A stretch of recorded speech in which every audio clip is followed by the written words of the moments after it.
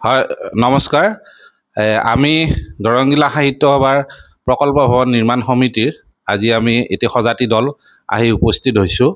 আমাৰ চিপাঝাৰ বহুমুখী উচ্চতৰ মাধ্যমিক বিদ্যালয়ৰ অৱসৰপ্ৰাপ্ত অধ্যক্ষ শ্ৰদ্ধাৰ অজিত কুমাৰ চহৰীয়া দেৱ আৰু আমাৰ জিলা সাহিত্য সভাৰ এগৰাকী শিল্পী, দৰঙী লোক কলাকৃষ্টিৰ এগৰাকী অন্যতম বাটকটীয়া আমাৰ অনিমা চহৰীয়া বাইদেউৰ ঘৰত, চিয়া গীতৰ শিল্পী অনিমা চহৰীয়া বাইদেউৰ ঘৰত।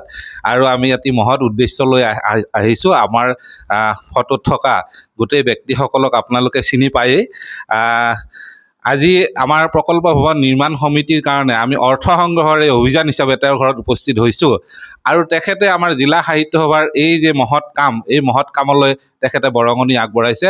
সামান্য হ'লেও তেখেতৰ সাধ্য অনুসৰি আগবঢ়াইছে। শাৰীৰিক তেখেত অসুস্থ, তথাপিতো আমাৰ এই মহান উদ্দেশ্যক তেখেতে আমাক বিমুখ কৰা নাই। আহক আমি তেখেতৰ মুখেৰে শুনো তেখেতে আমাক আজি কিমান আগবঢ়াব। নমস্কাৰ। আজি দৰং জিলা সাহিত্য সভাৰ গোটেই আচল কৰ্মকৰ্তাসকল আমাৰ ঘৰত উপস্থিত হৈছে। আমি ধন্য মানিছোঁ। আমাৰ ইয়াত পদধূলি দিছে আহি খুব আনন্দিত পাইছোঁ। এওঁলোকে যিটো উদ্দেশ্য লৈ আহিছিল, এইটো মহান উদ্দেশ্য। কিন্তু মই আমাৰ ফালৰ পৰা য'ত সামান্য এটা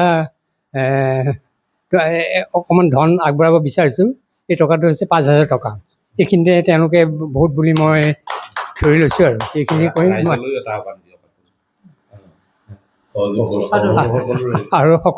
আৰু মোৰ ফালৰ পৰা মই বিচাৰিছোঁ, আমাৰ ৰাইজসকলেও যাতে এই কামত, এই মহান কামত আগবাঢ়ি আহে। যোনে যেনেকৈ পাৰে কিছু পৰিমাণে দান দিলে ভৱনটো বৰ ধুনীয়াকৈ নিৰ্মাণ হ'ব। আৰু ৰাইজে নখ জোকাৰিলে নৈ বয়, গতিকে এইটো কথা সত্য।